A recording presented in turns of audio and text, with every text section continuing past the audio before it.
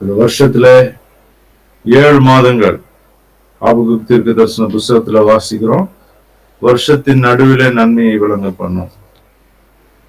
ஆபகுக் தீர்க்கதரிசி ஒரு தேசத்துக்காக தீர்க்க தரிசனம் சொல்லும்படி அழைக்கப்பட்ட ஒரு மனிதன்.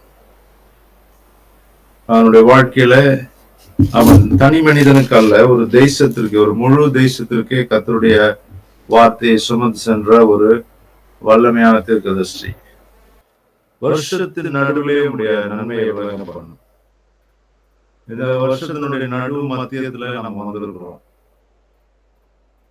தேவனுடைய மனிதன் செபிக்கிறான் இவனமாக, ஆண்டவருடைய நன்மையை எங்களுடைய வாழ்க்கையிலே நீர் விளங்க பண்ணும். இந்த காலத்துல இந்த 7 மாதங்கள், இந்த 2024ஆம் ஆண்டு அநேக ஆண்டுடைய ஆசீர்வாதத்தை நாம் பெற்று சுதந்திரித்தோம், அனுபவித்தோம். தேவன் நல்லவராக இருந்தார். இந்த வருஷத்தினுடைய ஆரம்பத்துல இருந்து இதுவரையிலும் அநேக காரியங்கள்ல கர்த்தர் கிருபையா இருந்திருக்கிறார். இந்த வருஷத்தினுடைய வாக்கு தத்தத்தை எண்ணி அநேகர் நீங்கள் ஜெபிக்கிறீர்கள் என்று நான் நம்புகிறேன், விசுவாசிக்கிறேன். Year of enlargement and expansion, விரிவாக்கமும் பெருக்கத்தின் ஆண்டு. அநேக காரியங்களிலே கர்த்தர் நம்மை அழைத்திருக்கிறதனுடைய பங்காக, நோக்கமாக வாக்கு தத்தங்கள் பேரிலே நாம் வைத்து ஜெபிக்கிற ஜெபங்களானது, அதை ஒவ்வொரு நாளும் ஒவ்வொரு மாதமும் அதை நினைப்பூட்டி நாம் ஜெபிப்பது மிகுந்த அவசியமா இருக்கிறார்.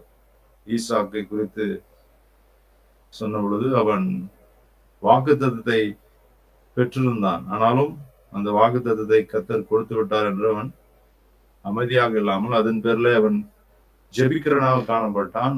ஒவ்வொரு நாளும் ஆண்டவர் கொடுத்த வார்த்தைகளை எண்ணி எண்ணி அவன் ஜெபிக்கும் பொழுது தேவன் அந்த வாக்கு தத்தங்கள் எல்லாவற்றையும் ஈசாக்கினுடைய வாழ்க்கையில நிறைவேற்றுதலுக்குள்ள கொண்டு வந்தார். தன்னுடைய மனைவியாகிய ரெபெக்காளுக்காக அவன் ஜெபித்தான்.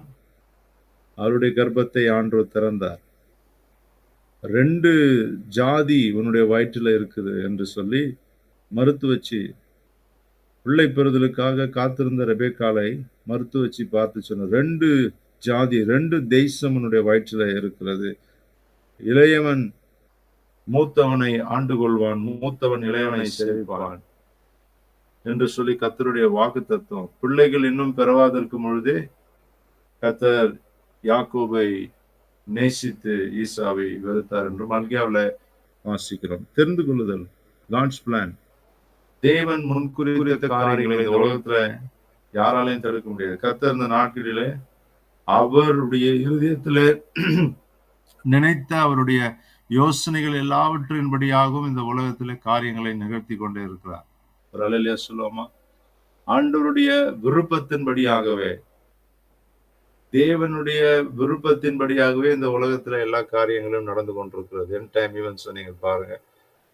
ஒலிம்பிக்ஸ் போட்டி உலகம் எங்கிலும் நடந்து கொண்டிருக்கிறது. ஒலிம்பிக் போட்டி வந்து பாரிஸ்ல நடக்கிறது. அங்க அதனுடைய துவக்கத்திலே பார்த்தீங்கன்னா அவர்கள் சித்தரித்த காரியங்கள் இன்னைக்கு உலகம் முழுவதும் அது பேசு பொருளாக இருக்கிறது. வெள்ளை குதிரையில ஏறி இருந்த, வெள்ளை ஆடை அணிந்திருந்த ஒரு மனிதன் வருகிறது போல காண்பிக்கிறார்கள். அதை வெளிப்படுத்தல் விசேஷத்துல 4ஆம் அதிகாரத்துல வாசிக்கிறோம். வெள்ளை குதிரையில ஏறி வந்த மனிதன் யார்? அந்தி கிறிஸ்து. அப்போ இந்த உலகம் கூட இன்றைக்கு ஏதோ ஒரு செய்தியை, ஏதோ ஒரு காரியத்தை உலகத்தில் இருக்கிற எல்லா மக்களுக்கும் அவர்கள் சொல்லிக் கொள்கிறார்கள். ஒரு விளையாட்டு மூலமாக கூட, எதற்காக அந்த ஒலிம்பிக்ஸோ வெள்ளை குதிரையில ஏறி வருகிற ஒரு மனிதனை போல, அவன் அதற்கு துவக்கமே அப்படிதான். வெள்ளை குதிரையில ஒரு மனிதன் ஏறி வேகமாய் ஓடி வருகிறான். அது எதை காண்பிக்கிறது? இன்றைக்கு கடைசி காலத்துக்குள்ள நம்ம வந்திருக்கிறோம். இந்த தேசத்துல கர்த்தருடைய கிருபையால இந்திய தேசத்துல ஆண்டவருடைய வல்லமை அதிகமாக ஊற்றப்பட்டு கொண்டிருக்கிறதை நான் அறிகிறேன். ஒருவேளை அங்க நீங்க இந்திய தேசத்துல இருக்கிறதுனால உங்களுக்கு அது பெரிதாக தெரியாமல் இருக்கலாம். ஆனால் இங்கிருந்து இந்தியாவை பார்க்கும் பொழுது, இந்திய தேசத்துல கர்த்தருடைய வல்லமை அதிகமாக ஊற்றப்பட்டு கொண்டிருக்கிறது. அநேகரை கர்த்தர் எழுப்பி கொண்டிருக்கிறார்.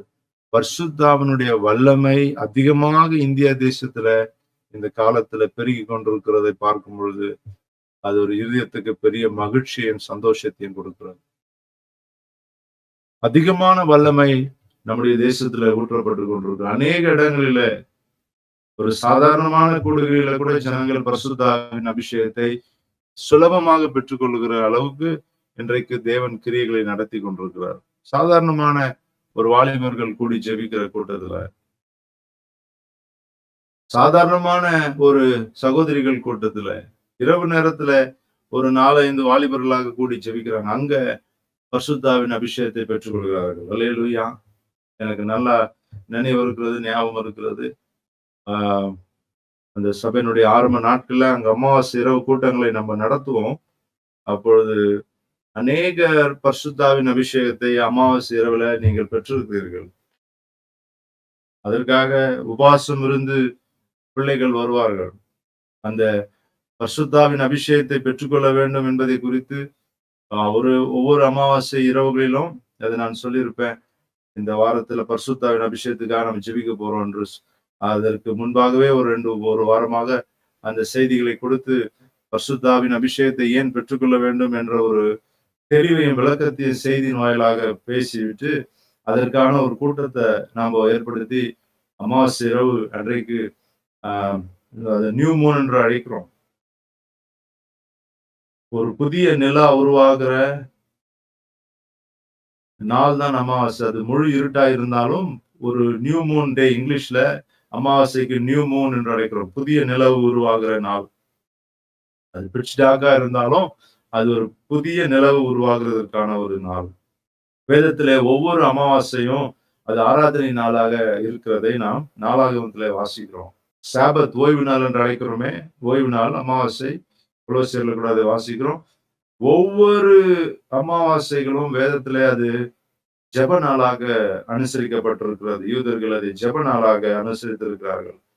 அங்கே கூடி வந்து அவர்கள் ஜெபித்திருக்கிறார்கள். இன்றைக்கு ஆண்டவருடைய வார்த்தை நம்மை பார்த்து சொல்லுங்க. இந்த ஆகஸ்ட் மாதத்துல ஏறக்குறைய இந்த வருஷத்தின் நடுப்பகுதியில மிட்ஸ் ஆஃப் தி இயர் தீர்க்கதரிசி சொல்லுகிறான், ஆண்டவரே உம்முடைய சத்தத்தை கேட்டேன், நான் பயந்து போனேன். வருஷத்தின் நடுவிலே உம்முடைய நன்மையை உயிர்ப்பியும் கர்த்தாவே. கோபத்தின் வருஷத்துக்கு பதிலாக இரக்கத்தை நினைத்தருளும். தேவன் கோபமானவரா? இல்ல.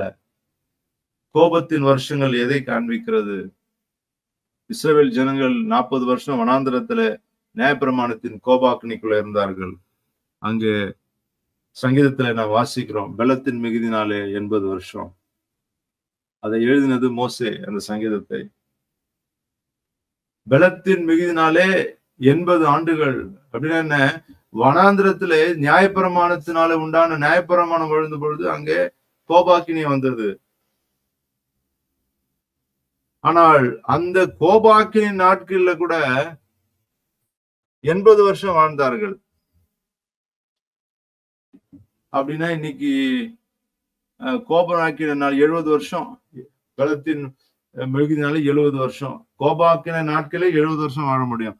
அப்ப நீங்க கிருபையின் காலத்துல நீங்கள் அதல்ல 70 அல்ல, அதை விட தாண்டி நீங்கள். அப்போ அந்த கோபாக்கின் வருஷம் எடுத்து வாசிங்க.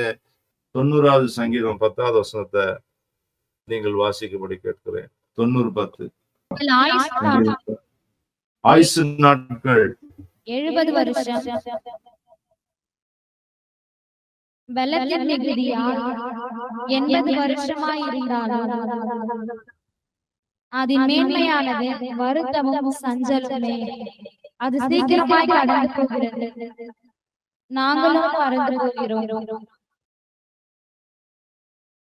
அப்ப கவனிங்க, பலத்தின் மனிதனுடைய ஆயுசினாலே 70 வருஷம், பலத்தின் மிகுதினாலே 80 வருஷம். இது மோசே பாடின இதனுடைய அந்த சங்கீதத்தினுடைய துவக்கத்திலே போட்டிருக்கு. என்ன போட்டிருக்கு? தேவனுடைய மனிதனாகிய மோசேயின் ஜெபம். இது மோசே எழுதின சங்கீதம். மோசே வனாந்திரத்திலே ஜனங்கள் கோபாக்கினியின் காலத்திலே இருந்தாங்க. கோபாக்கினா ஏன் ஆண்டவர் அவர்கள் மேல கோபமா இருந்தாருன்னா, இல்ல, எங்க நியாயப்பிரமாணம் வந்ததோ அங்கே நியாய திருப்பம் வந்தது. ஜனங்கள் கோபாக்கினியின் காலத்திலே. அதனாலதான் மோசே 9வது வசனத்துல வாசிக்கிறான். அதை வாசிங்க. 99 எங்களுடைய ஆயுசு நாட்கள் கோபத்திலே கழிந்து விட்டது. எங்களுடைய ஆயுசு நாட்கள் எல்லாம் கோபத்திலே போயிடுச்சு. அப்படின்னா நான் வனாந்திரத்துல தேவ கோபாக்கினிய ஜனங்கள் பார்த்தார்கள். அவங்க வந்து அந்த தங்கத்தினாலே ஒரு கன்றுக்குட்டியை உண்டாக்கின பொழுது அங்க தேவ கோபாக்கினை வந்தது. மாறாவின் நீரிலே அவர்கள் முறுமுறுத்தார்கள். மாறா என்றால் முறுமுறுப்பு, கசப்பு. மாறாவின் நீரை கர்த்தர் மதுரமாய் மாற்றினார். அதற்கு முன்பாக ஜனங்கள் முறுமுறுத்தார்கள், சந்தேகப்பட்டாங்க, தேவனை அவர்கள் கேள்வி கேட்டாங்க. 1 கொரிந்தியர்ல வாசிக்கிறோம். இஸ்ரவேலர்கள் செய்த 5 பாவங்களை அங்கே நாம வாசிக்கிறோம். அப்போ வனாந்திரத்தின் கோபாக்கினை நாளிலே ஜனங்கள் அந்த கோபாக்கினிலே கூட 80 வருஷம் வாழ்ந்தாங்க. ஆனா இன்னைக்கு கிருபையின் காலத்துல இயேசுவின் ரத்தத்தினாலே கழுவப்பட்டு அவருடைய அன்புல இன்றைக்கு நம்ம 2 கொரிந்தியர்ல வாசிக்கிறோம். 13ஆம் அதிகாரத்துல கர்த்தராகிய இயேசு கிறிஸ்துவின் கிருபையும் பிதாவாகிய தேவனுடைய அன்பும் பரிசுத்த ஆவியினுடைய அந்யோன்ய ஐக்கியமும் நம் அனைவரோடு இருப்பதாக என்று சொல்லி. அப்போ இன்றைக்கு நாம் கர்த்தராகிய இயேசு கிறிஸ்துடைய கிருபையிலும் பிதாவாகிய தேவனுடைய அன்புலையும் பரிசுத்த ஆவியினுடைய அந்யோன்ய ஐக்கியம் என்றால் நட்புறவு, friendship, the friendship of the Holy Spirit. 2 கொரிந்தியர் 13:14 அந்த வாழ்த்துதலை ஒவ்வொரு ஆராதனையின் முடிவிலும் அதை நாம் சொல்லுகிறோம். கர்த்தராகிய இயேசு கிறிஸ்துவின் கிருபை, பிதாவாகிய தேவனுடைய அன்பு, பரிசுத்த ஆவியினுடைய அந்யோன்ய ஐக்கியம் என்றால் friendship of the Holy Spirit. இன்றைக்கு எத்தனை பேருக்கு பரிசுத்த ஆவியானவர் ஒரு நண்பனை போல இருக்கிறார்? கைகளை தூக்கி காமிக்கிறோமா? நான் பரிசுத்த ஆவியார் வரை என்னுடைய ஃப்ரெண்டா நான் பாவிக்கிறேன். நானும் பரிசுத்த ஆவியானவரும் ஒரு நண்பர்களை போல பழகுகிறோம். ஏமே அல்லேலூயா. பால் தினகரன் அவருடைய ஊழியத்துல ஆரம்ப நாட்கள்ல அவர் ஒரு வாலிபனாக தன் வாழ்க்கையை இயேசுக்காக முழுமையாக அர்ப்பணித்த பொழுது அவர் சொன்னார், அவருடைய சாட்சி காலேஜ் பருவத்துல நண்பர்களோடு சேர்ந்து சிகரெட் பிடிக்கிறது, அந்த பாட புத்தகத்து நடுவுல வந்து ஆபாசமான புத்தகங்களை வைத்து வெளியில பார்த்தா பாட புத்தகம் படிக்கிற மாதிரி இருக்கானா, அந்த பாட புத்தகத்துக்குள்ள ஆபாசமான புக்ஸ் இருக்கும், அதை பார்க்கிறது, நண்பர்களோட போறது, சிகரெட் பிடிக்க, அப்படிப்பட்ட ஒரு ஜீவியத்துல இருந்ததாக அவர் சொன்னார். ஆனால் ஒரு கூட்டத்துல, தன்னுடைய தகப்பனார் கூட்டத்திலே அவர் செய்தியை கேட்டு ஆண்டவருக்கு தன் வாழ்க்கை ஜீவனை கொடுத்த பொழுது அவர் முதலாக அவர் கேட்ட ஒரு சத்தம், ஆவியானவர் சொன்னாராம், பால், நான் தான் உனக்கு இனிமேல் ஃப்ரெண்டு, இனிமேல் நான் தான் உனக்கு ஃப்ரெண்டு, நான் தான் உனக்கு நண்பனை போல இருப்பேன். அதுல இருந்து அவருடைய வாழ்க்கையில அவர் சொல்லுவாரு, ஒவ்வொரு நாள் அதுக்கப்புறம் காலேஜுக்கு போனா அந்த சைக்கிள் ஸ்டாண்ட்ல கூட யாரிடத்திலையும் பேசுறதுக்கு, அதுல இருந்து என்றைக்கு பரிசுத்த ஆவியானவர் நண்பராக அவர் வாழ்க்கையில வந்தாரோ அன்றைக்கே மனிதர்களுடைய சவகாசம் ரொம்ப அவருக்கு பிடிக்க தோணல. எப்பொழுதுமே தனிமையில போய் ஜெபிக்கிறது, தனிமையில போய் வேதத்தை வாசிக்கிறது, ஆண்டவரோடு பேசிக்கொண்டே இருக்கிறது. ஆண்டவரே, நீர் என் நண்பனாக இருக்கிறீர், நீர் என் நண்பராக இருக்கிறீர், என்னுடைய துணையாக இருக்கிறீர். கவனிங்க, இந்த பரிசுத்த ஆவியோடு கூட இருக்கிற நட்புறவு தான் இன்றைக்கு தேசத்துல ஒரு எழுப்புதலை கொண்டு வரும். அல்லேலூயா. பரிசுத்த ஆவியானவரோடு ஒரு நட்புறவு நமக்கு இன்றைக்கு வேண்டும். இன்னைக்கு ஆவியானவர் நம்முடைய வாழ்க்கையில, வாலிப பிள்ளைகள் இருக்கிறீங்க, வாலிப தம்பிமார் அங்க வந்திருக்கிறீங்க, வாலிப சகோதரர்கள் ரட்சிக்கப்பட்டிருக்கிறீங்க, ஞானஸ்தானம் புதிதாய் பெற்றவர்கள், உங்களுக்கு வேண்டிய ஒரு காரியம் என்ன? இன்னைக்கு சபையில, நம்முடைய ஊழியத்துல, சபையில இன்றைக்கு புதிதாக ரட்சிக்கப்பட்டவர்களுக்கும் சரி, இன்றைக்கு வந்திருக்கிற ஒவ்வொருவருக்கும் நாம் அறிந்து கொள்ள வேண்டிய ஒரு காரியம் என்ன? நீங்கள் பரிசுத்த ஆவியானவரை உங்களுடைய ஃப்ரெண்டாக நீங்கள் இனியிலிருந்து நீங்கள் பாவித்துக் கொள்ள வேண்டும். இனிமேல் பரிசுத்த ஆவியானவர் உங்களுக்கு ஒரு ஃப்ரெண்டு மாதிரி. அவர் கடவுள் என்று அர்த்தத்தில் அல்ல, ஒரு காத்து அல்ல. அவர் பரிசுத்த ஆவியானவர் இன்றைக்கு ஒரு காற்றாக, ஒரு புயலாக, அக்கினியா, நெருப்பா தான் நம்ம பாடல்கள் கூட வரும். காற்றாய் வாரும், புயலாய் வாரும், அக்கினியாய் வாரும், நெருப்பாய் வாரும். அப்படின்னா பரிசுத்த ஆவியானவர் ஒரு ஃபோர்ஸா, ஒரு இயற்கையா, ஒரு சக்தி தானா? பரிசுத்த ஆவியானவர் ஒரு சக்தி மட்டும் தானா? அவர் காற்று, நிலம், தண்ணீர், நீர், நெருப்புக்கு தானா? அப்படி இல்ல. பரிசுத்த ஆவியானவர் நம்முடைய வாழ்க்கையில் ஒரு நபராக இருக்கிறார். He is a person. Holy Spirit is a person. Holy Spirit, பரிசுத்த ஆவியானவர் ஒரு நபர். உங்க மனைவியை பார்த்து காத்தே, நெருப்பே, மேகமேன்னு நீங்க ஆரம்பிப்பீங்களா? சொல்லுங்க. இன்னைக்கு பரிசுத்த ஆவியானவரை மேகம், நெருப்பு, காத்து, தண்ணின்னு பார்த்து பேசி பாடிட்டு இருக்கிறோம். தப்பு கிடையாது. ஏன்னா பழைய ஏற்பாட்டு நாட்கள்ல அவர் அப்படிதான் வந்தார். நெருப்பா வந்தாரு. இயேசு கிறிஸ்து ஞானஸ்நானம் பெற்ற பொழுது பரிசுத்தாவினர் புறாவின் ரூபத்துல வந்தார். 120 பேர் கூடியிருந்த மேல் மாட்டில் அக்கினிமயமான நாவுகளோடு அவர்கள் மீது வந்து அமர்வதை ஒரு அக்கினி நெருப்பு மாதிரி பரிசுத்தாவினர் வந்து ஒவ்வொருடைய நாவில அமர்ந்ததாக நாம் வாசிக்கிறோம் அப்போஸ்தலர்ல. அவருடைய வாழ்க்கை ஜீவியமே தலைகீழ மாறிடுச்சு. ஒரே பிரசங்கத்துல 3000 பேர் ரட்சிக்கப்பட்டார்கள். சபையினுடைய வளர்ச்சி ஒரே நாள்ல பன்மடங்கை எட்டினது. பெரிய எழுப்புதலின் தாக்கம் வந்தது. அவர்கள் கூடியிருந்த இடம் அசைந்தது. அவர்கள் ஜெபிக்கும் பொழுது அப்போஸ்தலர் 4ஆம் அதிகாரத்துல வாசிக்கிறோம், அவர்கள் ஜெபித்தார்கள், பலத்த சத்தத்தோடு ஜெபித்தாங்க. அவர்கள் கூடியிருந்த இடம் அசைந்தது. ஆமென். அப்போஸ்தலர் 4ஆம் அதிகாரத்துல நாம் வாசிக்கிறோம், ஆதி திருச்சபை மக்கள் ஜெபித்தார்கள், அப்பொழுது அவர்கள் கூடியிருந்த இடம் அசைந்தது.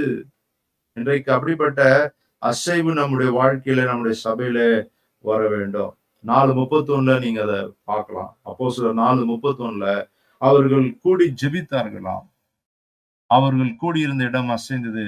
அவர்கள் பரிசுத்தாவினால் நிரம்பி மிகுந்த தைரியத்தோடு சுவிசேஷத்தை பிரசங்கித்தார்கள். அவர்கள் எல்லோரும் பரிசுத்தாவினாலே நிரப்பப்பட்டு தேவனுடைய வசனத்தை தைரியமாய் பேசினார்கள். அந்த போல்ட்னஸ் எங்க வருது? அந்த தைரியம் எங்க வந்தது? யாருக்கும் பயப்படாம போய் இயேசுவே தெய்வன் என்று அந்த தைரியம் அவர்களுக்குள்ள எங்கே வந்தது?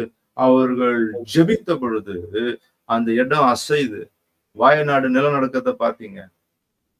அப்படியே ஒரு மலை, பெரிய மலை, அப்படியே மலையே சரிஞ்சு ஒரு ஊரே நிரப்பிடுச்சு. இப்ப நான் தண்ணிய பார்த்திருக்கேன், வெள்ளம் வந்து ஊர் அடிச்சுட்டு போய் பார்த்திருக்கிறேன்.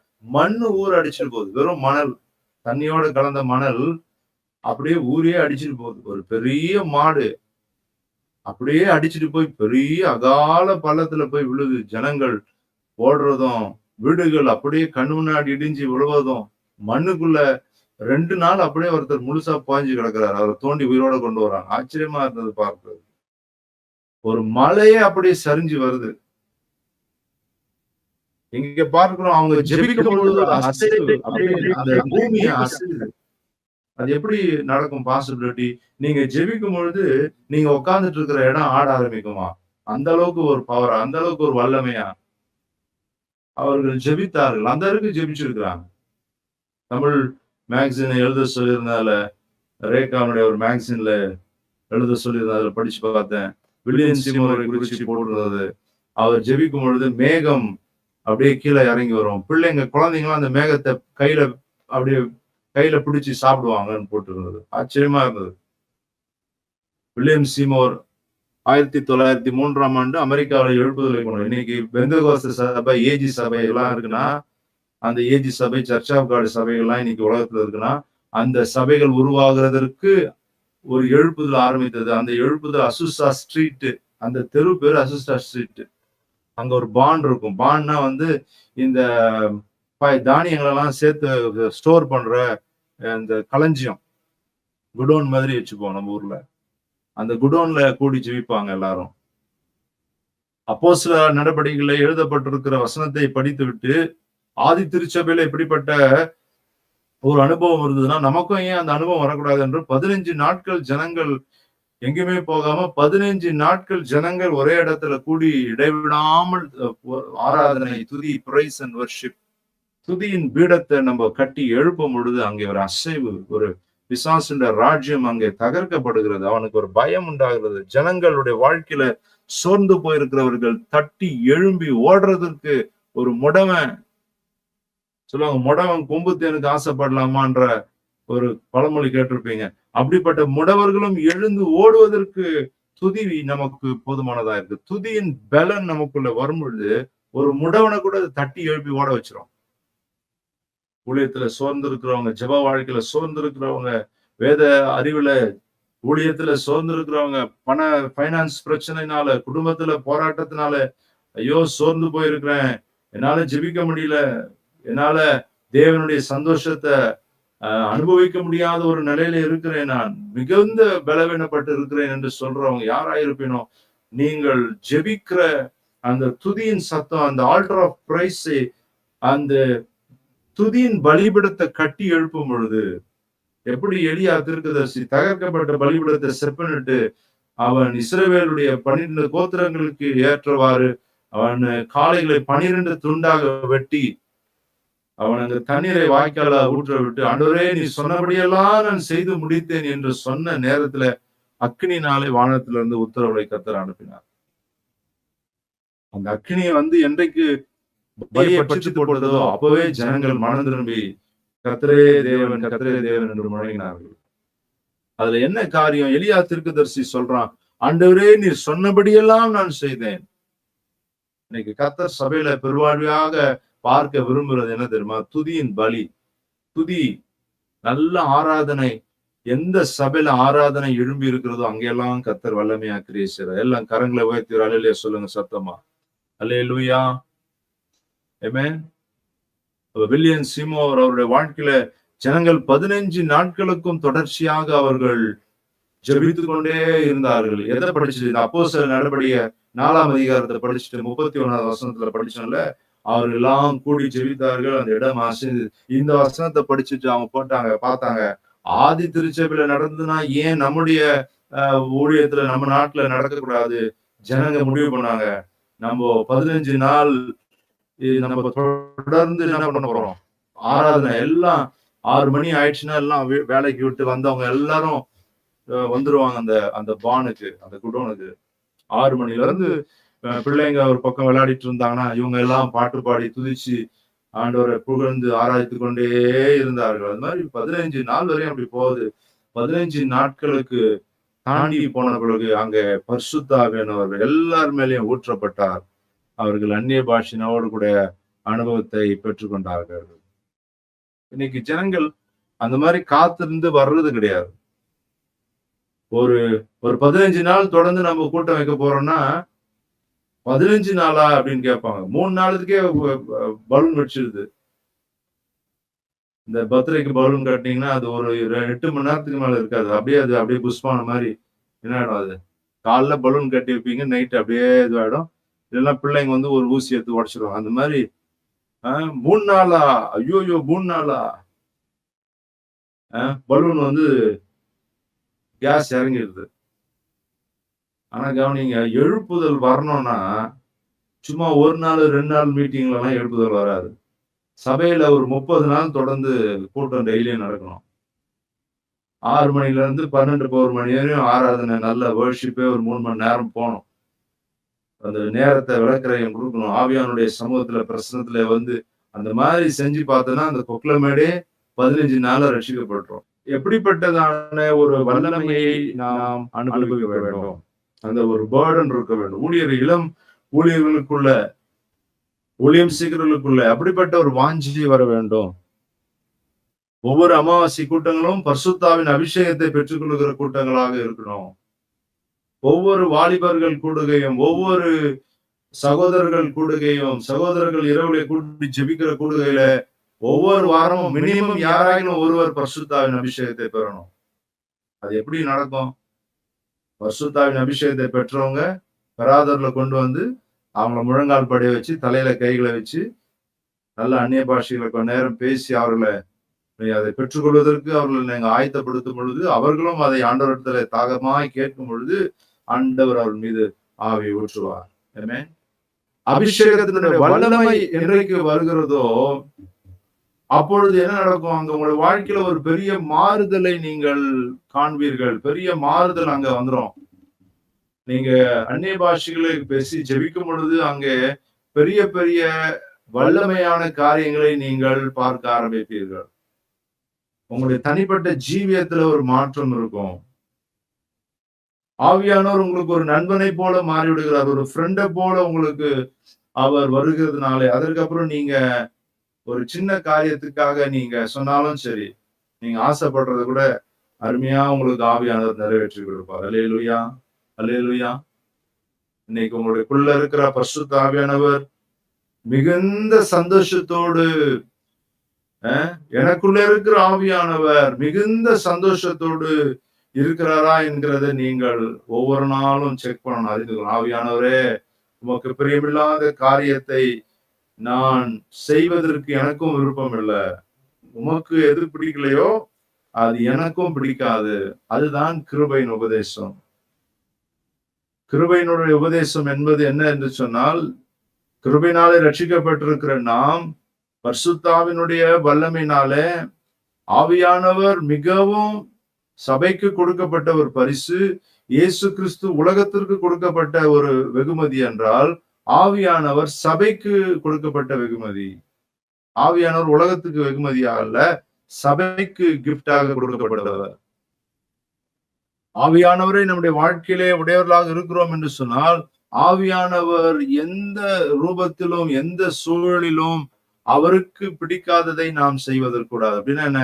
உங்களுடைய சிந்தை வாழ்வில கூட பரிசுத்தத்தை கடைபிடிக்கிறது அவசியம். சிந்தை வாழ்விலே பரிசுத்தத்தை கடைபிடிக்கிறது அவசியம். சிந்தையில கூட, நம்முடைய மனதுல கூட, சிந்தனையில கூட நம்ம பரிசுத்தமா வாழணும். இரவு நேரத்துல பலவிதமான தீமையான சொப்பனங்கள், தீமையான எண்ணங்கள், நம்ம படுக்கும் பொழுது பல அசுத்தமான காரியங்களை சிந்திச்சு படுக்க கூடாது. நம்முடைய சிந்தையிலே நல்ல தேவனுக்கு பிரியமான பக்தி நிறைந்த பாடல்கள், வசனம். இன்னைக்கு நம்முடைய சூழல்கள் ஒருவேளை காரணமா இருக்கலாம். நீங்க சொல்ல, நான் இருக்கிற சூழல் என்னை பரிசுத்தமா இருக்கிறதுக்கு விடுறது இல்லை, என்னை ஒரு கோபக்காரனாய் மாற்றுகிறது, என்னுடைய பொறுமையை இழக்கக்கூடிய சூழலை நான் வாழ்கிறேன், என்னுடைய மன நிம்மதியை கெடுக்கிற சூழலை நான் வாழ்ந்துட்டு இருக்கிறேன். எப்படி என்னால இந்த ரட்சிப்பின் சந்தோஷத்தை பாதுகாக்கிறது என்னால் தெரிய முடியல. அந்த உலகத்தின் காரியங்கள், மாம்சத்தின் காரியங்களை கொஞ்சம் ஈடுபட்டாதான் எனக்கு ஏதோ ஒரு நிம்மதியை கிடைக்கிறது போல இருக்கிறது என்று சொல்லிடலானால், என்னுடைய சூழல் அப்படிப்பட்டதா இருக்கிறது என்று சொன்னாலும் கூட, அதை தாண்டிலும் கூட நீங்கள் உங்களுடைய இருதயத்துல எப்பொழுதும் ஆண்டவரை ஸ்தோத்திரம் பண்ணி, ஒன்றுக்கும் கவலைப்படாமல் எல்லாவற்றையும் குறித்து ஸ்தோத்திரத்தோடு கூட விண்ணப்பத்தினாலே தேவனுக்கு தெரியப்படுத்தி, எல்லா புத்திக்கும் மேலான தேவ சமாதானம் நம்முடைய இருதயங்களை ஆட்கொள்ளும் பொழுது, அங்க அறிவு கெட்டாத அந்த அன்பு, அறிவு கெட்டாத அந்த ஆலோசனை, அறிவு கெட்டாத மனிதர்களுடைய ஆலோசனை, மனிதர்களுடைய அறிவு கெட்டாத அந்த அன்பு உங்களுடைய வாழ்க்கையை நிரப்பும். ஆமென். அப்பொழுது உங்களுடைய வாழ்க்கையில நீங்கள் ஒரு பெரிய ஆசீர்வாதத்தை நீங்கள் பார்க்க முடியும். ஒவ்வொருவருடைய வாழ்க்கையில தேவனுடைய ஆவியானவர் இன்றைக்கு உங்களை நிச்சயமாக இந்த வருஷத்துல உங்களை அடுத்த ஒரு நிலைக்கு கொண்டு போகிறதற்கு வாஞ்சி உள்ளவராக இருக்கிறார். உங்களுடைய குடும்ப காரியம், உங்களுடைய வீட்டு, உங்களுடைய பண தேவைகள், அநேகருக்கு பொருளாதார தேவை இருக்கிறதல்லவா? இந்த ஆகஸ்ட் மாதத்துல அநேகருக்கு நிறைய பண தேவைகள் இருக்கிறதை நான் பார்க்கிறேன். அநேகர் சபையினுடைய தேவைக்காக உதாரத்துமாய் கொடுத்தீர்கள். அதையெல்லாம் நான் கேட்டேன். நீங்கள் கொடுத்த ஒவ்வொருடைய காரியத்தையும் எனக்கு தெரியப்படுத்துறாங்க. அதை பார்த்து ரொம்ப சந்தோஷப்பட்டேன். உங்களுடைய தேவையின் மத்தியிலும் நீங்கள் ஆண்டவருக்காக கொடுக்கிறது, அது ரொம்பவும் அது தேவனுக்கு பிரியமானதா இருக்கிறது. ஆண்டவருடைய ஜனங்கள் ஆண்டவருடைய ஆலயத்துக்காக, ஊழியத்துக்காக கொடுக்கும் பொழுது தேவன் அதை கனப்படுத்துறார். ரொம்பவும் அதுல கேர்ஃபுல்லா இருக்கிறார். நாங்களும் அதை கேர்ஃபுல்லாக நீங்கள் கொடுத்த எல்லா ரூபாய்களையும் அந்த சபையினுடைய வேலையில போடுறதுக்கு நாங்களும் அதை மனம் எல்லா விதமான பொறுப்போடு அதை செய்ய வேண்டும் என்று நாங்களும் அதுல தீர்மானித்திருக்கிறோம். நீங்கள் கொடுக்கிற ஒவ்வொரு பணங்களும் ஒவ்வொரு காலத்துக்குள்ள, ஒவ்வொரு அந்த கல் வாங்குறதுக்கோ சிமெண்ட்டுக்குள்ளயோ அந்த கத்தருக்காக நம்ம எழுப்புகிற இந்த ஆலயத்துல அநேகர் கூடி ஜெபிக்க போறாங்க. உங்களுடைய அந்த பங்கு, அங்கே ஜெபிக்கிற ஜெபங்கள் உங்களுடைய குடும்பத்துல, உங்களுடைய பிள்ளைகளுக்கும் உங்களுக்கும் ஆசீர்வாதமாக இருக்கும். உங்களுடைய மனத்துல நீங்கள் தேவனுக்காய் செய்கிற அந்த உதாரத்துவமான தியாகமான செயல் நமக்கு எல்லாருக்கும் தேவை இருக்குது. ஆனால் அதன் மத்தியில நாம் தேவனுக்காக ஒரு பங்கை எடுத்து வைக்கிறது சிறந்த ஒரு காரியம். இந்த முதல் மாதத்தில் அநேகர் உங்களுடைய தசம பாகத்தினால கர்த்தரை நீங்கள் கனப்படுத்தி கொண்டிருக்கிறீர்கள். அநேகருக்கு அந்த பிராக்டிஸ் இன்னைக்கு இல்லை, அநேகரால் அதை செய்கிறதற்கு. ஆனாலும் சபையில இன்றைக்கு ஊழியக்காரர் இருந்தாலும் இல்லைன்று சொன்னாலும் நீங்கள் உங்களுடைய வருமானத்துல ஒரு பங்கு கர்த்தருக்காக கொண்டு நீங்க கொடுக்குறீங்க. அதை தவறாமல் அதை முதல் வாரத்திலே கொடுத்து ஆண்டவருக்காக நீங்கள் செய்கிற அந்த காரியம், அது உண்மையிலே கர்த்தரை கனப்படுத்துற ஒரு செயல். அப்படின்னா என்ன? பணத்தின் மீது ஆசை நமக்கு இல்ல. நம்மளை நம்பி ஆண்டவர் எவ்வளவு கோடி கொடுத்தாலும் அதுல நம்ம உண்மையா இருப்போம் என்பதை அது காண்பிக்கிறது. எதற்காக தேவன் தசம பாகத்தை கொடுக்கும்படியான ஒரு காரியம் இன்றைக்கு சபையில போதிக்கிறோம். அநேகர் சொல்றாங்க, புது உடன்படிக்கையில தசமபாகம் கிடையாது, பழைய உடன்படிக்கை, புது உடன்படிக்கையில தசமபாகம் காணிக்கலாம் கிடையாது. புதிய உடன்படிக்கையில தசமபாகத்தை பறிச்சு எங்க கொடுத்திருக்குன்னு நிறைய கேள்வி எல்லாம் வருகிறது இந்த நாட்கள்ல. ஏன் நாம் கத்தரிக்காய் கொடுக்கிறோம்? ஆண்டவருக்காய் எதுக்காக நம்ம ஒரு பங்கை எடுத்து வைக்கிறோம்? அது புதிய உடன்படிக்கையா பழைய உடன்படிக்கையா? ஆபிரகாம் காலத்திலே நியாயப்பிரமாணம் வருவதற்கு முன்பாகவே ஆபிரகாம் தன்னுடைய எல்லாவற்றிலும் தசமபாகத்தை எடுத்து மெல்கிசேதேக்குக்கு கொடுத்ததை நாம் பார்க்கிறோம். அப்ப நம்ம தேவனுக்காய் கொடுக்கும் பொழுது அங்க என்ன காரியம் நடக்குது? இந்த உலகத்திலே நாம் தேவனுக்காக கொடுக்கும் பொழுது நாம் பணத்துல ஒழுக்கத்தை கடைபிடிக்கிறோம். நமக்கு பணத்துல ஆசை அல்லது கிரீட் என்று சொல்றோமே, பேராசையோ அல்லது பணத்துக்கு நாம் அடிமை இல்லை. நாம் அதை கர்த்தருக்காக கொடுக்கும் பொழுது ஆண்டவரிடத்துல நம்முடைய உண்மையை நான் நிரூபிக்கிறோம். என்ன சொல்றோம்? ஆண்டவர் நம்மளை நம்பி எவ்வளவு கோடிகளை கொடுத்தாலும் அதை தேவனுடைய மகிமைக்காக செய்கிறவர்களா இருக்கிறோம் என்பதை நீங்க நிரூபித்து காண்பிக்கிறீங்க. அப்பொழுது உங்களை நம்பி கர்த்தர் எவ்வளவு நாளும் கொடுக்க முடியும்? கொஞ்சத்துல உண்மையிலவனே நான் அநேகத்திற்கு ஆசீர்வாதமாய் மாற்றுவேன் ஆண்டவர் சொன்னாரு. இன்னைக்கு இருக்கிறவங்க கொஞ்சத்துல நீங்க ஒரு பங்கை ஆண்டருக்கா நீங்க ஃபெய்த்ஃபுல்லா கொடுக்கறது இது, அது டிசிப்ளின். அது சில நேரத்துல ஒரு மாசம் கொடுத்துட்டு அடுத்த மாசம் மறந்துடுறதில்ல. சிலர் வருஷ கணக்குல அதை செஞ்சுட்டு வர்றீங்க. அது எப்படி அந்த டிசிப்ளின், அந்த ஒழுக்கம் எப்படி வந்தது? ஒரு 3 மாசம் 6 மாசம் செஞ்சுட்டு அதை எனக்கு செய்ய முடியலங்கன்றதில்ல. சபையில இருக்கிற அநேகர் வருஷ கணக்குல வருடம் ஒரு பல ஆண்டுகளாக இதை நீங்கள் ஒரு ஒழுக்கமாகவே கடைபிடித்து வருகிறீர்கள். அதுல என்னங்க நமக்கு ஆசீர்வாதம் இருக்கிறது? ஆண்டவர் உங்களை பார்த்துட்டு இருக்கிறார். உங்களுடைய அந்த ஒழுக்கத்தையும் உங்களுடைய அந்த மன உறுதியையும் கர்த்தர் பார்க்கிறாரு. அவ்வளவு சூழ்நிலையிலும் கூட நீங்கள் தேவனை உங்களுடைய சகல ஆஸ்தினாலும் கனப்படுத்தும் பொழுது ஆண்டவர் உங்களுக்கு இன்னும் அநேகத்தை உங்களுடைய கையில கொடுக்கிறதுக்கு அவர் உண்மை உள்ளவராக இருக்கார். இன்னும் ஆயிரமான ஆசீர்வாதங்கள் உங்கள் வாழ்க்கையில கட்டாயம் வந்து சேரும். நிச்சயமாக தேவன் உங்களை இன்னும் மேன்மேலும் பெருக பண்ணுவார் என்பதுல எந்த சந்தேகம் கிடையாது. அதை நான் விசுவாசிக்கிறேன். இந்த ஆண்டுல அப்படிப்பட்டதான ஒரு ஆசீர்வாதத்தை கர்த்தர் ஒவ்வொருடைய வாழ்க்கையில கொடுக்க போகிறார் என்பதை நான் நம்புகிறேன். எத்தனை பேர் விசுவாசிக்கிறீங்க? இந்த ஆண்டுல கர்த்தர் எங்களுடைய வாழ்க்கையில பெரிய நன்மைகளையும் இரட்டிப்பான ஆசீர்வாதத்தையும் கர்த்தர் கொண்டு வர உண்மையிலவராக இருக்கிறார். அல்லேலூயா, அல்லேலூயா. நீங்கள் மனம் விரும்பினதை கர்த்தர் உங்களுக்கு கொடுக்க உண்மையிலவராக இருக்கிறார். பிசினஸ் செய்யணும் ஆசையோ, அல்லது வெளிநாட்டு வேலைக்காகவோ, அல்லது என்ன காரியத்துக்கு ஆசைப்படுறீங்களோ, உயர்ந்த படிப்புகளை படிக்கணும், உங்களுடைய பிள்ளைகளுடைய எதிர்காலம், திருமண காரியம், நல்ல ஒரு வீட்டை கட்ட வேண்டும். அநேகருக்கு நிறைய உள்ளத்துக்குள்ள இருக்கு, ஆசை நிறைய இருக்கு. இதெல்லாம் என்னைக்கு நிறைவேறுமோ, இதெல்லாம் என்னைக்கு நம்முடைய வாழ்க்கையில காணுமோ? இப்பவே நமக்கு 40 ஆயிடுச்சு, 50 ஆயிடுச்சு, 60 ஆயிடுச்சு. தேவனுக்காய் காத்திருக்கிறவர்கள் வெட்கப்பட்டு போவதில்லை என்று ஏசாயாவின் தீர்க்கதரிசி புத்தகத்துல வாசிக்கிறோம். கர்த்தருக்காய் காத்திருக்கிறவர்கள் வெட்கப்பட்டு போவதில்லை. ஆண்டவருக்காய் காத்திருக்கிறீங்களா? இதுவரையிலும் தேவனுடைய வாழ்க்கையில நன்மை செய்ய வேண்டும் என்று பொறுமையோடு காத்திருக்கிற ஒவ்வொருடைய வாழ்க்கையிலும் ஆண்டவர் உங்களுடைய வாழ்க்கையில இரட்டிப்பான நன்மையை உங்களுக்கு கொண்டு வந்து சேர்க்க உண்மையிலவராயிருக்கிறார். அல்லேலூயா. தைரியத்தோடு நாம் இருப்போம், தைரியத்துடனே இருப்போம், மிகுந்த சந்தோஷத்துடனே இருப்போம். மிகுந்த பலனுக்கு எதுவான உங்களுடைய நம்பிக்கையை விட்டு விடாதிருங்கள் என்று வேதம் சொல்லுகிறது. ஆமென். வருகிற காலத்துல நாட்கள இந்த மாதத்துல சொல்லியிருக்கிற சில ஸ்பெஷல் மீட்டிங்ஸ், ஒரு 3 நாள் கூட்டங்களை நடத்தும்படி அறிவுறுத்திருக்கிறேன். அங்கே கூட்டங்கள் நடத்த போகிறோம். கேம்ப் மீட்டிங்ஸ் தொடர்ந்து நடத்த போகிறோம்.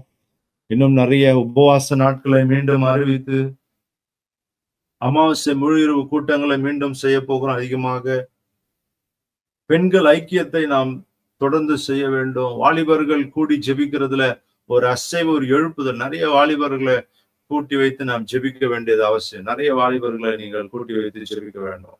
அங்க இருக்கிற வாலிப பிள்ளைகள்லாம் கூட்டி சேருங்க. பரிசுத்தாவின் அபிஷேகத்தை பெற்றுக்கொள்வதற்கு சொல்லுங்க. வாலிப பிள்ளைகள், இந்த காலத்துல நீங்க உலக சிநேகத்துக்கு அதிகமாக அதன் பின்னாடியே ஓடி நீங்க உங்க வாழ்க்கையில இந்த கோல்டன் ஆப்பர்ச்சுனிட்டியை நீங்க இழந்துடக்கூடாது. இந்த வயசுலதான் வல்லமையை கேட்டு பெற்றுக்கொள்ள முடியும், வரங்களை கேட்டு பெற்றுக்கொள்ள முடியும். இந்த வாலிப வயதுல இயேசுக்காக வாழ்கிறவர்களை உங்களுடைய முதிர் வயதுல ஒரு மனிதன் சொன்னான், ஒரு வாலிபன் இந்த வேத புஸ்தகத்தை தன்னுடைய வாலிப வயசுல சுமந்தா இந்த வேத புஸ்தகம் உன்னுடைய முதிர் வயதுல உன்னை சுமக்கும். இந்த வயசுல நீ இந்த வேத புஸ்தகத்தை சுமந்து திரிஞ்சா நீ வயசாகி நடக்க முடியாத பொழுது இந்த வசனம், இந்த வேத புஸ்தகம் உன்னை சுமந்து தெரியும். ஆனா இந்த வாலிப காலத்துல நீங்க கேர்ள் ஃப்ரெண்டு பின்னாடியும், செல்போன் பின்னாடியும், சினிமா பின்னாடியும், ஸ்போர்ட்ஸ் பின்னாடியும் போறது இந்த வாலிபத்தினுடைய ஒரு கால கட்டாயம் தேவையாக இருக்கிறது. எல்லாம் இருக்கிறது தான் உலகத்துல. இது எல்லாத்தையும் இந்த வாலிப பருவத்துல அனுபவிக்கிறதுக்கு நமக்கு மிகுந்த ஆசை உண்டு. எல்லாருக்கும் ஒரு கேர்ள் ஃப்ரெண்ட்ஸ் ரகசியமா அல்லது பப்ளிக்காகவோ வச்சிருக்கிறோம். பாய் ஃப்ரெண்டு, கேர்ள் ஃப்ரெண்டு இருக்கு, செல்போன் இருக்கு, உலக ஸ்நேகம் இருக்கு, சினிமா இருக்கு, நல்ல சினிமா படங்களை பார்க்கிற ஆசை இருக்கு. இந்த வாலிப பருவத்துல சந்தோஷமா இருக்கணும். ஒருத்தன் சொல்றான், உனக்கு என்னப்பா வேணும்? ஒரு வாலிப பையனை பார்த்து கேட்கறாங்க, அப்பா உனக்கு என்னப்பா வேணும்? அண்ணே ஒண்ணு இல்லைண்ணே, ஒரு 2 GB டேட்டாவும் ஒரு செல்போனும் வந்தா போதானே. ஒரு 2 GB டேட்டாவும் செல்போனும் வந்தா போதானே. அவரு போதும், 2 GB டேட்டா இருந்தா நாலு ஃபுல்லா யூடியூப் பார்த்துட்டு இருக்கலாம். அது போதும்னு சொல்றான். 2 GB டேட்டா ஒரு செல்போன் வேணும், அதுதான் போதும்ன்றான். அதுதான் வாழ்க்கைன்னு உட்கார்ந்துட்டு இருக்கான். எனக்கு இந்த உலகம் அழிஞ்சிட்டு இருக்குது. ஒவ்வொரு செகண்டும் 3 ஆத்துமா நரகத்துக்கு போயிட்டு இருக்கிறாங்க. ஆண்டவராய் இயேசு கிறிஸ்து மீண்டும் சீக்கிரமா உலகத்துக்கு வர போறாரு. வயசான தாத்தா கிழவெல்லாம் போய் டாக்ஸ் கொடுத்துட்டு சொல்லிட்டு இருக்கிறாங்க, வாலிப பிள்ளைங்க பீச்சு, பார்க்கு, சினிமான்னு சுத்திட்டு இருக்கிறோம். உன்னை கர்த்தர் பயன்படுத்த விரும்புகிறார். வாலிபர்களாக இருக்கிற நம்மை, இந்த சபையினுடைய நம்பிக்கை வாலிப பிள்ளைங்க தான். வாலிபர்களாக இருக்கிற அடுத்த தலைமுறை தான் இந்த சபையை அடுத்த லெவலுக்கு கொண்டு போக முடியும். இதுவரையும் வாலிபர்களா இருந்தவங்க ஓடி ஓடி ஊழியம் செஞ்சாங்க. இவங்கலாம் இப்போ ஃபேமிலி மேன் ஆயிட்டாங்க. இப்பவே சிலருக்கு தொப்பை போட்டுடுச்சு, கொஞ்சம் ஃபேமிலி மேன் ஆயிட்டாங்க. இனிமேல்ட்டு அவங்க ஓடுவாங்களா ஓட மாட்டாங்களான்னு அந்த 30 வயசு கடந்துருச்சுன்னா அதுக்கப்புறம் பிள்ளைங்களை ஸ்கூல்ல போய் விடுறதுக்கும் மளிகை சாமான் வாங்கிட்டு போறதுக்கும் நேரம் அதிலே பாதி போயிடும். ஆனா வாலிபர்கள் நமக்கு கொடுக்கப்பட்ட நேரம், நீங்கள் தான் அடுத்த தலைமுறை, நீங்கள் தான் இந்த சுவிசேஷத்தை சுமந்து சென்று போகிறதுக்கு தேவன் உங்களை அழைச்சிருக்கிறார். இந்த சபையினுடைய வளர்ச்சி உங்களுடைய கையில இருக்கிறது. நீங்கள் தான் ஆண்டுடைய அன்பை இந்த உலகத்துக்கு அறிவிக்க முடியும். ஆண்டுடைய அன்பை இந்த உலகத்திற்கு அறிவிக்கிறதற்கு உங்களை தான் தேவன் தெரிந்து கொண்டிருக்கிறார். நீங்கள் தான் ஒரு தாவீதுகளாக எழும்ப வேண்டும், கோலியாத்துகளை அழிக்கிறதுக்கு. வாலிபர்கள் பலவான் கையில் உள்ள அன்புக்கு ஒப்பா இருக்கிறார்கள். யோவான்ல வாசிக்கிறோம், வாலிபர்களே நீங்கள் பலவானை ஜெயித்ததுனாலே உங்களுக்கு எழுதுகிறேன். பிதாக்களே ஆதி முதற் கொண்டு இருக்கிற தேவனை நீங்கள் அறிந்திருக்கிறதுனால உங்களுக்கு எழுதுகிறேன். பிதாக்கள் தேவனை அறிஞ்சிருக்கிறாங்க, ஆண்டவரை பத்தி தெரியும், வசனம் தெரியும், சர்ச்சுக்கு போவாங்க வருவாங்க. ஆனா வாலிபர்கள் தான் பலவானை ஜெயிக்கிற ஆட்கள். யோவேல் தீர்க்கதரிசன புஸ்தகத்துல வாசிக்கிறோம், உங்களுடைய வாலிபர்கள் தீர்க்கதரிசனம் வரைப்பாங்க, உங்கள் வயோதிபர்கள் சொப்பனங்களை காண்பார்கள். வயசானவங்க வெறும் கனவு பார்த்துக்கிட்டே நைட்ல சொப்பனத்தை தான் பார்க்க முடியும். ஆனா தீர்க்க தரிசனம் உரைக்கிற பலனும் வல்லமையும் வாலிபர்கள். அப்படின்னா வயசான ஆட்களுக்கு தீர்க்க தரிசனம் இல்லையானா, வயசானாலும் நீங்கள் வாலிபத்தின் ஆவியோடு இருந்தால் தீர்க்க தரிசனம் உரைக்கலாம். அல்லேலூயா சொல்லுங்க பார்க்கலாம். வயசானவர்களும் கூட வாலிபத்தின் ஆவியோடு இருந்தால் நீங்கள் தீர்க்க தரிசனம் உரைக்க முடியும். வரங்களை நீங்கள் தட்டி எழுப்பணும், பூஸ்டப் பண்ணணும். ஒரு நாளைக்கு அந்நிய பாஷையில நீங்க பல மணி நேரம் பேசணும், பல மணி நேரம் அந்நிய பாஷையில நீங்கள் பேச வேண்டும். போன வாரத்துல நேற்று தினத்துல கர்த்தருடைய சமூகத்துல நான் ஜெபித்து கிடந்தேன். காலையில இருந்து கிட்டத்தட்ட ஒரு 6:30 மணிக்கு வீட்டை விட்டு வெளியே போனேன். ஒரு மதியம் ஒரு 11:30 வரையிலும் கர்த்தருடைய சமூகத்துல ஆவியில நிரம்பி ஜெபிக்க கர்த்தர் உதவி செய்தார். ரொம்பவும் மகிழ்ச்சியா இருந்தது. அது அநேகருக்கு சாயங்காலத்துல வந்து நான் பைபிள் ஸ்டடியில ஆவியில நிரம்பி ஜெபிப்பதை குறித்து பிரசங்கித்தேன். இங்க இருக்கிற ஜனங்களால அதை நம்பவே முடியல, ஏற்றுக்கொள்ள முடியல. அப்படின்னா என்னன்னே தெரியல அவங்களுக்கு. என்னன்னே அவங்களுக்கு தெரியல. நான் சொல்றேன், நீண்ட நேரம் ஜெபிக்கிறதுக்கு என்ன செய்யணும்னா ஒண்ணும் புரியல. நான் சொன்னேன், தேவ பிரசனத்தை ருசி பார்க்கிறவர்கள் தான் நீண்ட நேரம் ஜெபிக்க முடியும்னா அது என்னன்னே அவங்களுக்கு தெரியல. ஒருத்தவங்க சொல்றாங்க, இல்ல பைபிளை படிக்கிறது அப்படின்றாங்க. பைபிளை படிக்கிறது வேற, தேவ பிரசனத்தை டேஸ்ட் பண்றது வேற. நான் சொன்ன மாதிரி வில்லியம் சிம்மர் ஜெயிக்கும் பொழுது மேகம், ஒரு மகிமையான மேகம் இறங்கி வரும். பிள்ளைங்களாம் அந்த மேகத்தை பிடிச்சு சாப்பிடுவாங்க, விளையாடுவாங்கன்னு போட்டு.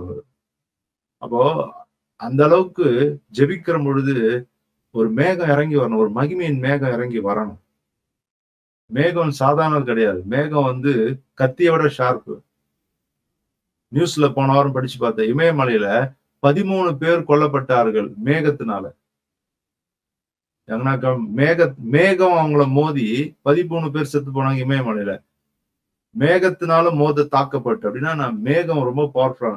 இமயமலையில அந்த மேகம் ட்ரெக்கிங் போன 13 பேரு இமயமலையில வந்து அந்த மேகத்தினால தாக்கப்பட்டு இறந்து போயிருக்காங்க. அப்படின்னா மேகம் வந்து அவ்வளவு வல்லமை.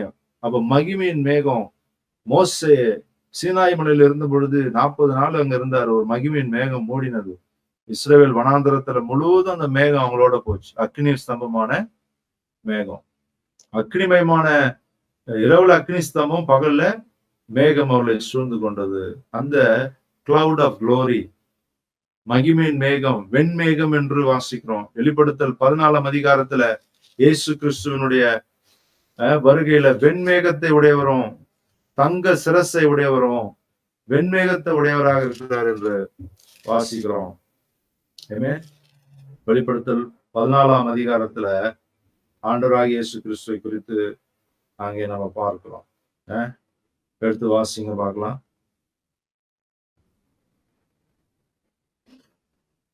Thank you Jesus. வெளிப்படுத்தல் 14. இந்த வாரம் பைபிள் ஸ்டடியில நான் எடுத்து வந்தவங்களுக்கு தெரியும். ஒவ்வொரு புதன்கிழமையும் நான் பைபிள் ஸ்டடி எடுக்கிறேன். காலையில ஆன்லைன்ல வந்து கலந்து கொள்கிறேன். வெளிப்படுத்தல் விசேஷத்துல இப்பொழுது நான் பைபிள் ஸ்டடி எடுத்துக் கொண்டிருக்கிறேன். வந்து கலந்து கொள்றோம். கூகுள் மீட்ல காலைல லிங்க் எல்லாருக்கும் அனுப்புறேன். எல்லாரும் வந்து கலந்து கொள்றோம். நிறைய வாலிப பிள்ளைங்களாம் வந்து அந்த பைபிள் ஸ்டடியில தமிழ்ல தான் எடுக்கிறேன். அதனால நீங்கள் அதுல கலந்து கொள்ளுங்க. எடுத்து வாசிங்க எனக்காக. வெளிப்படுத்தல் 14. வெளிப்படுத்தல் 14. பார்த்தபோது இதோ வெண்மையான மேகத்தையும் அந்த மேகத்தின் மேல் மனுஷகுமாரனுக்கு ஒப்பானவராய் தமது சிரசின் மேல் பொற்கிரீடத்தையும் தமது கையிலே கருக்குள்ள அருவாளையும் உடைய ஒருவர் உட்கார்ந்திருக்கிறதையும் கண்டேன். ஆமென். வெண்மேகத்தை, ஒயிட் கிளவுட், வெண்மேகம். இயேசு கிறிஸ்து வெண்மேகத்துல இறங்கி வருகிறார். ஆமென். அந்த வெண்மையான மேகத்தை குறித்து சொன்ன இயேசு கிறிஸ்துவானவர் 2ஆம் வருகையில வெண்மேகத்துல ஏறி வருகிறதை பார்ப்போம். தலையில தங்க கிரீடம், கையில கருக்குள்ள அரிவாள். அரிவாள் எதற்காக? ஆத்துமாக்கள். அரிவாள் என்று சொன்னால் அந்த தானியத்தை அறுக்கிற அரிவாள். ஆத்துமாக்களை காண்பிக்கிறது. இந்த உலகத்துல வருகையில, இயேசுவினுடைய வருகையில கூட்டி சேர்க்கப்படுகிற ஆத்துமாக்களை அது காண்பிக்கிறது. வெண்மேகத்துல இயேசு வருவார். அல்லேலூயா. வெண்மேகம். அதை படிக்கும் பொழுதே நம்முடைய இருதயத்துல அந்த வெண்மையான மகிமையின் மேகத்தை நம்ம அனுபவிக்க வேண்டும். உங்களுடைய ஜெபத்துல அப்படிப்பட்ட அந்த வெண்மேகத்தை நீங்க பார்க்கணும். உங்களுடைய கண்கள் திறக்கப்பட்டால் நலமா இருக்கும். உங்களுடைய கண்கள் திறக்கப்பட்டு அந்த வெண்மையான மேகத்தை நீங்கள் பார்க்கணும். இயேசு அவர் பொற்கிரீடத்தை தலையில வைத்து. எத்தனை பேருக்கு ஆசை இயேசுவை அப்படிப்பட்ட ஒரு மகிமையின் மேகத்துல வீற்றிருக்கிறவராக நான் என்னுடைய ஜெப நேரத்துல பார்க்கணும் அப்படின்னு எத்தனை பேர் ஆசைப்படுறீங்க? அல்லேலூயா. அந்த வாஞ்சை உங்களுக்குள்ள வரணும். அதுக்காக நீங்க எப்படி நீங்க இருக்கிறது போல இருந்தா நடக்குமா? அதுக்காக நீங்க உங்களுடைய இருதயத்துல உங்களுடைய நேரத்தை நீங்க அதற்காக ஆயத்தப்படுத்தி ஒதுக்கி நீங்க தனிமையான ஒரு இடத்துல போய், ஆண்டவரே இந்த தேசத்துல எத்தனையோ ஜனங்கள் இருக்கிறாங்க, இந்த தேசத்துல இந்த கடைசி காலத்துல எழுப்புதலின் சத்தத்தை கேட்கிறதுக்கு நானும் ஒரு வல்லமையான ஒரு கருவியாக பயன்பட வேண்டும். ஒரு பெங்களூர்ல ஒரு சபையில 7,000 ஆத்துமாக்கள் இருக்கிறாங்க. அங்க அந்த 7,000 பேருமே யாருன்னா நரிக்குறவர்கள், குருவிக்காரங்க. 7,000 பேர் ஒன்லி ஜிப்சி பீப்புள் தான் 7,000 பேர் அந்த சர்ச்ல. அந்த சபையில 40க்கும் மேற்பட்டவர்கள் மரித்து போன பிணங்களை உயிரோட எழுப்பிட்டாங்களாம். அவங்க எல்லாருமே நரிக்குறவர்கள். அவருடைய வாழ்க்கையில சொல்றாங்க, அந்த சபையினுடைய போதகர் பல நாள் தாக்கப்பட்டு அடிச்சு மரத்துல கட்டி வச்சுலாம் அவர் அடிச்சிருக்கிறாங்க பல நாள். ஆனாலும் அங்க அவர் சுவிசேஷத்தை ரொம்பவும் தைரியமா தொடர்ச்சியா விடாமுயற்சியாக சொல்லி சொல்லி அங்க அநேகருக்குள்ள அவர் இந்த ஜெபத்தை குறிச்சே அவர்களுக்கு நிறைய கற்றுக் கொடுப்பாராம். எல்லாரையும் ஜெபிப்பதற்கு அவர் வளர்த்து விட்டு இருக்கிறாரு. நிறைய ஜெபத்தை குறிச்சுதான் அந்த ஜனங்கள் ஜெப வாழ்க்கையில வளர்ந்து வளர்ந்து வளர்ந்து இன்னைக்கு 40 பேர் மரித்து போன எத்தனையோ பிணங்களை அவர்கள், ஒரு குழந்தை மரித்து போன ஒரு குழந்தை ஜெபம் பண்ணி, அந்த குருவிக்கார மனுஷன் ஜெபம் பண்ணி அந்த பிள்ளை பிழைச்சிருச்சு, உயிரோட வந்துருச்சு. இன்னைக்கு 7,000 பேரா அந்த சபை வளர்ந்துருச்சு. நிறைய ஜெபிக்கணும், தனியா ஜெபிக்கணும். வாழ்க்கையில பிஸியாகவே நம்ம ஓடக்கூடாது. ஏதோ நம்முடைய வாழ்க்கையில நம்ம ஜெப வாழ்க்கையில இருந்து தடுக்க கூடாது.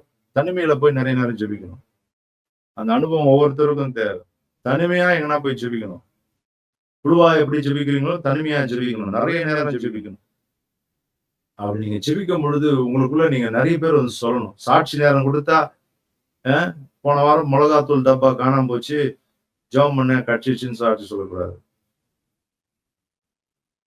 சாட்சிக்கு டைம் கொடுத்தா என்ன சொல்லணும்? நான் ஜெபம் பண்ண வெண்மையான மேகத்துல இயேசு விட்டிருக்கிறதை பார்த்தேன். நான் ஜெபித்தேன், பொற்கிடம் தரித்தவராக இயேசுவை நான் தரிசித்தேன், சிலுவையின் தரிசனத்தை பார்த்தேன். தீர்க்க தரிசனமா வந்து சாட்சி கொடுக்கணும். அந்த அப்படிப்பட்ட சாட்சிகள் வராதான்னு நான் நம்புகிறேன். வரும். அப்படிப்பட்ட சாட்சிகள் சபையில எழுமணும். அப்படிப்பட்ட சாட்சிகளை சொல்லணும். நான் ஜெபிக்கும் பொழுது இயேசுவை முகமுகமாய் பார்த்தேன். அப்படிப்பட்ட ஆட்கள் சபையில எழுமணும். நான் ஜெபிக்கும் பொழுது தேவ தூதர்கள் வானத்திலிருந்து இறங்குறதை ஏறுகிற தரிசனத்தை பார்த்தேன். என்னுடைய சொப்பனத்திலே தேவன் என்னோடு பேசினார். தீர்க்க தரிசனமான வார்த்தைகளை நான் பேசும்படி கர்த்தர் எனக்கு கிருபை செய்திருக்கிறார். அப்படி நீங்க சொல்லணும். அப்படிப்பட்ட சாட்சிகளை எழுப்பத்தக்கதான காரியங்கள் சபையில நடக்க வேண்டும். அப்படிப்பட்ட வாலிப பிள்ளைகள் எழுமணும். ஐயோ வேலை செய்யறோம், அதன் மத்தியிலும் நீங்க என்ன பண்ண, இரவு நேரத்துல நல்லா ஜெபிக்கணும். அதிகாலையில எழும்பி ஜெபிக்கணும். அதிகாலையில தேடுகிறவனை நீ கண்டடைவான்.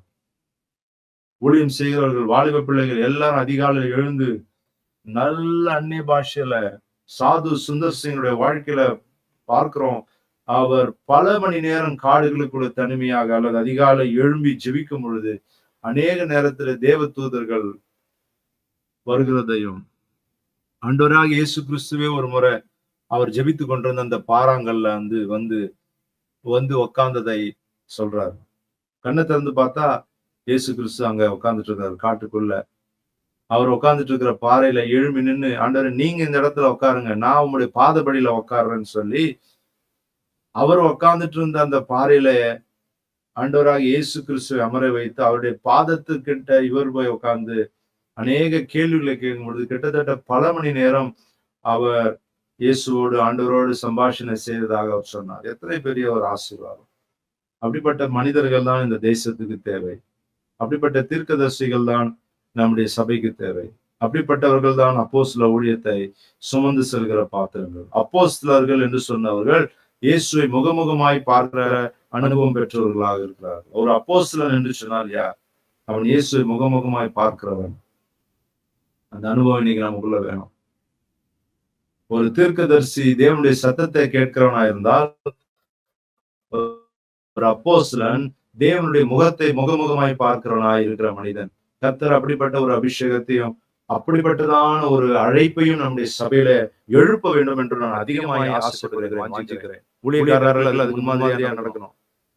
சபையில ஊழியம் செய்கிற ஊழியக்காரர்கள், நீங்கள் ஒரு அப்போஸ்தல அபிஷேகத்தை சுமக்கிற அளவுக்கு தனி ஜெபத்துல அதிக நேரம் தேவனோடு நிறைய நேரம் சாங்டிஃபைடான ஒரு வாழ்க்கைக்குள்ள, அந்த ரூம் அங்க இருக்கு, மாமரம் போய் அங்க சும்மா வீண் கதை அடிச்சுக்கிட்டு தேவையில்லாத நேரத்தை போய் ஊழியக்காரர்களா இருக்கிறவங்க ஊழிய செய்யறோம். எப்ப பார்த்தாலும் அங்க ஜெபம் பண்ணிட்டு இருக்கோம். அதிகமா எங்க ஜபித்து கொண்டே இருக்க வேண்டும். இந்த சபையை ஜபத்தினாலே நீங்கள் கட்டி எழுப்ப எழுப்ப இந்த பகுதியில் இருக்கிற சாத்தானுடைய எல்லா சிறையிருப்புகளும் உடைந்து போகும். தேவன் பெரிய காரியங்களை செய்ய போகிறார். அதற்கு நேராக உங்களை உற்சாகப்படுத்துகிறேன். எத்தனை பேர் அதற்கு ஒப்பு கொடுக்குறீங்க? அப்படிப்பட்ட ஒரு புதிய ஒரு லைஃப் ஸ்டைலுக்காக நேரத்தை வீண் பண்ணாதீங்க. வாலிப பிள்ளைகளை செல்போன்லயும் ஃபேஸ்புக்லயும் வாட்ஸ்அப்லயும் சினிமா படத்துக்காக நிறைய பேர் அடிமையாக போயிடாதீங்க. சினிமால இன்னைக்கு நிறைய வயலன்ஸ், மோசமான பலவிதமான இருதயத்தை கெடுக்கிற, மனதை காயப்படுத்தி கெடுக்கிற காட்சிகள் வருகிறது. அது ஜனங்கள் சொல்லுற காரியங்களை பார்க்கும்போது அது மோசமான காரியங்களை கொண்டு வருகிறார் என்று கேள்விப்பட்டேன். சினிமா படத்துக்கு அடிமையாக வேண்டாம். வாட்ஸ்அப் ஃபேஸ்புக்கு அடிமையாக இருக்காதீங்க. வேதத்தை வாசிக்கிறதுக்கு ஒப்பு கொடுக்கும். வாலிப பிள்ளைகள் அவர்களை ஜெபத்துல நடத்துறதுக்கு ஊழியம் செய்யறவங்க அத்தனை பேரும் வாலிப பிள்ளைகளை ஜெபத்துல நடத்துங்க. அடுத்த 6 மாதத்துக்குள்ள அடுத்த செட் ஆஃப் ஊழியக்காரர்களை எழுப்பணும். அதற்கு வாலிப பிள்ளைகளோடு நிறைய நேரம் ஸ்பெண்ட் பண்ணி வசனத்தை அவர்களுக்கு கற்பித்து பைபிளை அவர்கள் எப்பொழுதும் வாசிக்கிறது. புதுசா ரட்சிக்கப்பட்டவங்க நிறைய நேரம் பைபிள் இருக்கணும், நிறைய நேரம் பைபிள் வாசிக்கணும். பைபிள் இல்லைன்னா வாங்கிக்கோங்க. செல்போன் வாங்குறீங்க, ஒரு 400 ரூபா 300 ரூபா கொடுத்து ஒரு பைபிள் வாங்க மாட்டீங்க. 20,000 ரூபாய் கொடுத்து செல்போன் வாங்குறதுக்கு பிச்சை எடுத்தாயிலும் போய் பழைய செல்போனோ இல்லை எங்கெங்கயோ போய் வாங்குறத விட வேதத்தை வாங்கி வச்சுக்கொள்ளுங்க, அது நல்லது. வாலிப பிள்ளைகளை பரிசுத்தத்துல உற்சாகப்படுத்துங்க. கர்த்தர் சபையில பெரிய காரியங்களை செய்ய போகிறார். வாலிப பிள்ளைகளை உற்சாகப்படுத்தி பரிசுத்தத்துக்கு, தேவையில்லாத பாவ வாழ்க்கைக்கும், இந்த வாலிப பருவத்துல நீ எந்த அளவுக்கு பரிசுத்தமா வாழ்றியோ அந்த அளவுக்கு கர்த்தர் உன்னை வல்லமையாக பயன்படுத்துவார். இந்த வாலிப பருவத்துல பரிசுத்தத்தை கோட்டை விட்டவங்க அவங்க பெருசாக பயன்படுத்தப்பட்டதாக தகவல்கள் இல்லை. வாலிப பருவத்துல பரிசுத்தத்தை காத்து கொண்டவங்களை தேவன் வல்லமையா பயன்படுத்துறார். இந்த கிருபையின் உபதேசத்தை சொல்றவங்க ஒரு இதுல இதை ஏற்றுக்கொள்ள மாட்டார்கள் என்றாலும், இங்க நான் சொல்கிற இதுல எல்லாத்துலயும் எல்லா ஒழுக்கத்துக்கு பின்னாடியும் ஒரு ரிவார்டு இருக்கு. தேவன் கிருபையா இருக்கிறார், பாவத்தை மன்னிக்கிறார் என்றெல்லாம் இருக்குது. தவறு செஞ்சிட்டோமா பரவாயில்ல, அட்லீஸ்ட் இப்போ இருக்கிற இனி ஆகிலும் நீங்க பரிசுத்தமா வாழப்போம். 2 வாழ்க்கை வேண்டாம். மறைமுகத்துல ஒரு வாழ்க்கை, உலகத்துல ஒரு வாழ்க்கை, சபையில ஒரு வாழ்க்கை. as much as possible தேவனுக்கு முன்பாக யோக்கியமாக நடந்து கொள்ள பாருங்க. உங்களை கர்த்தர் கனப்படுத்துவார்.